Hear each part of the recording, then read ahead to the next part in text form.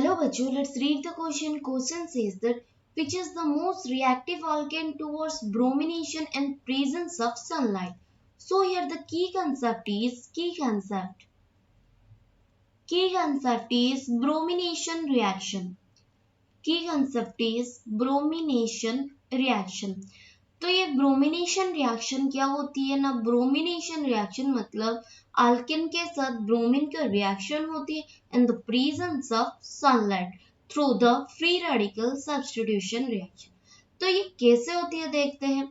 तो ये जब ब्रोमिनेशन होती है तब क्या होती है, फ्री रेडिकल की फॉर्मेशन होती है, इंटरमीडिएट फ्री रेडिकल की फॉर्मेशन होती है एंड फ्री रेडिकल के थ्रू क्या होती है, प्रोडक्ट की फॉर्मेशन होती है। तो यहाँ पर हमें पता है कि जो स्टेबिलिटी ऑफ फ्री रेडिकल होती है क्या होती है ना, stability of free radical, stability of free radical. तो स्टेबिलिटी ऑफ फ्री रेडिकल में tertiary free radical is more stable than the secondary and then primary.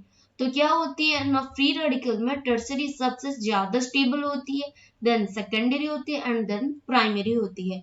तो यहाँ पर जो ऑप्शन में दिया है उस सारे कंपाउंड का देखते हैं, फ्री रेडिकल की फॉर्मेशन करते हैं।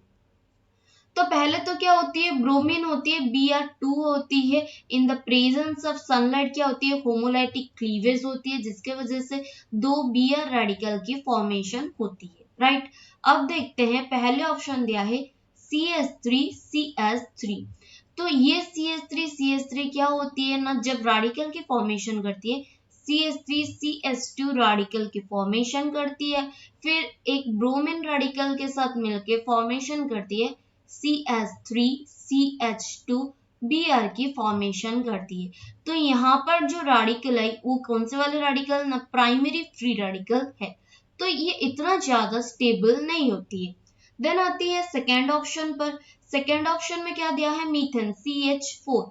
CH4 में क्या होती है, CH3 रेडिकल फॉर्मेशन होती है जो कि मिथाइल रेडिकल होती है। क्या होती है, मिथाइल रेडिकल। तो प्राइमरी रेडिकल से भी मिथाइल रेडिकल सबसे लेस स्टेबल होती है, तो यहाँ पर हम ऐड कर सकते हैं मिथाइल रेडिकल आल्सो। तो यहाँ पर फिर क्या होती है, ब्रोमीन रेडिकल के साथ एडिशन होके फॉर्मेशन होती है CH3Br जो कि लेस स्टेबल होते हैं। देन आते हैं थर्ड ऑप्शन के केस में। थर्ड ऑप्शन क्या है, CH3CH2CH3। तो यहाँ पर सेकेंडरी कार्बन है as well as primary carbon है, तो यहाँ पर दो तरीके की क्या हो सकती है ना, रेडिकल की फॉर्मेशन हो सकती है। एक तो होती है CH3CH रेडिकल CH3, एक तो ये होगी, दूसरा क्या होगी ना CH3CH2CH2 रेडिकल होगी। ये दो रेडिकल हो गए, जो कि ये तो एक होती है सेकेंडरी रेडिकल, ये क्या होती है, प्राइमरी रेडिकल। ये जब ब्रोमीन रेडिकल के साथ ऐड होती है तब क्या हो जाती है ना, CH3CH Br एंड यहाँ पर CH3 जो कि स्टेबल होती है सेकेंडरी ब्रोमीन। ओके, देन अब क्या होती है, Br रेडिकल के साथ मिलने से ये फॉर्मेशन होती है CH3CH2CH2Br की फॉर्मेशन होती है जो कि प्राइमरी ब्रोमो होती है। तो मतलब कि यहाँ से क्या पता चलती है ना, जो सेकेंडरी जो फॉर्मेशन होगी, जो कि हम बोल सकते हैं 2 ब्रोमोप्रोपेन, वो क्या होती है, ज्यादा स्टेबल होती है as compare to the 1 bromopropane.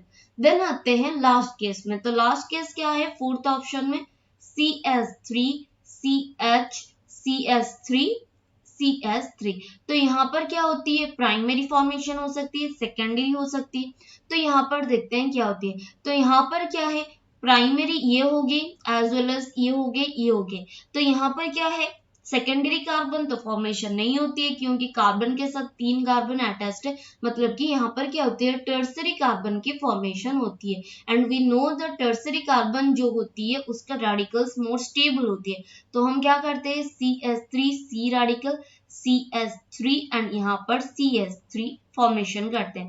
फिर ब्रोमो रेडिकल की जब सब्स्टिट्यूशन होती है तो फॉर्मेशन क्या होती है ना, CH3C Br CH3 CH3 and यहाँ पर CH3 जो कि ज्यादा से ज्यादा स्टेबल होती है। मतलब कि हमें पता चल गई कि टर्सरी रेडिकल की तरफ और टर्सरी फ्री रेडिकल की तरफ ब्रोमीन के अटैचमेंट क्या होती है, सबसे ज्यादा होती है और सबसे ज्यादा रिएक्टिव होती है। इसलिए कौन सा ऑप्शन करेक्ट हो जाएगी हमारी, fourth option is the correct one. क्या होती है, fourth option is the correct one. Hope you understood it well, best of luck.